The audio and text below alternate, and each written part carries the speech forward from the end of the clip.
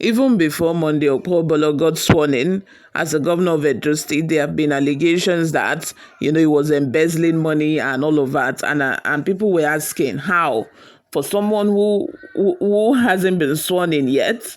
On the other hand, APC was also, throwing allegations around, saying that Obaseki wants to run away immediately. He hands over. He has been parking the rest of the money in the state's coffers, and that even I think EFCC also arrested the accountant general that worked with Obaseki and some other individuals that had signatory to the account of Edo State. You all, another story don't land. You would think that by now these two would have just rested, since they have been tugging at each other's collar. They have been holding each other's neck even before the transition to the new government. You would think that they would rest after the transition, but they are still at it. Before we delve right into the details of today's news, if this is your first time here or you have not subscribed to this channel, why haven't you subscribed to this channel? Did I offend you? What did I do to annoy you? Please go ahead and subscribe. Thank you very much. Also, leave your opinions in the comments section below as well. How Governor Okpebholo squandered over 30 billion naira left by Obaseki in 14 days, PDP claims. The Edo State chapter of People's Democratic Party, PDP, has raised serious allegations against the state's newly inaugurated governor, Monday Okpebholo. According to Dr. Anthony Azigbemi, the caretaker committee chairman of the PDP in Edo State, the current administration has allegedly squandered over 30 billion naira left in the state's treasury by the previous administration, led by Godwin Obaseki.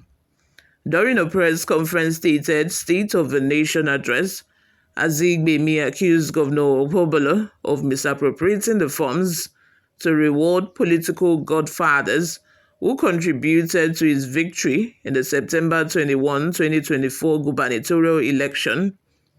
The PDP claims that this financial recklessness occurred just 2 weeks after the governor assumed office. The PDP caretaker committee chairman, who accused the APC-led government of not paying the state's civil and public workers the November monthly salary, noted that the development was contrary to the record set by the former PDP-led government under the governor Godwin Obaseki, where the state's workers received monthly salary on or before 26th of every month. He also alleged that the APC-led government in the state had, within 2 weeks in office, procured over 5 billion naira worth of vehicles without a proper procurement process. Azigbemi, who further alleged that Governor Monday Okpebholo's government was desperately looking for ways to pass entries for over 2 billion naira as inauguration cost, opined that the Edo State Procurement Act was a risk. According to him, for 8 years, the PDP-led administration paid salaries on or before the 25th of every month, and as of today, they have not been able to pay November salaries, even though the Obaseki-led PDP administration left over 30 billion naira in the state's coffers. What have they done with that money? They have filtered the money away and shared it with their godfathers for the role they played in circumventing the will of a people. We are aware that, as we speak, nobody in the state has received any credit alert for the payment of November 2024 salary. The government of Godwin Obaseki paid salary 26th of every month.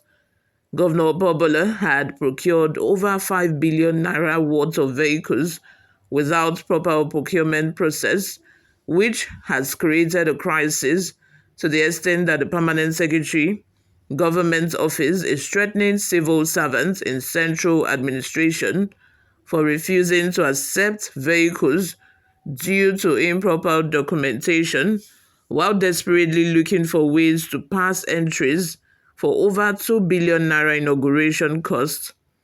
Responding to the allegations, the Edo State government said Governor Monday Okpebholo would expose PDP's 8 years rot in the state. A statement by Fred Utua, the chief press secretary to the governor, noted that no amount of blackmail would stop the Okpebholo-led administration from recovering the commonwealth of a people from a few dubious men. Itua posited that the 14-day government of Monday Okpebholo was in a hurry to develop Edo State and had remained undaunted in living up to people's expectations. What are your thoughts? Let's have them in the comment section below. What do you think about all of this back and forth, all of this bickering that has been happening between Monday Okpebholo and Obaseki? You would think that at this point, after the election has been done and dusted, transition has been done, sworn in, inauguration, everything, you would think that these two would shield their sword, that they will stop going at each other.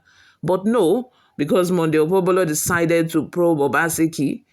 On the other hand, Obaseki and his team are now trying to throw dirt on the APC or on Monday Okpebholo. It's just been a back and forth thing with these two, and only God knows when this is gonna stop.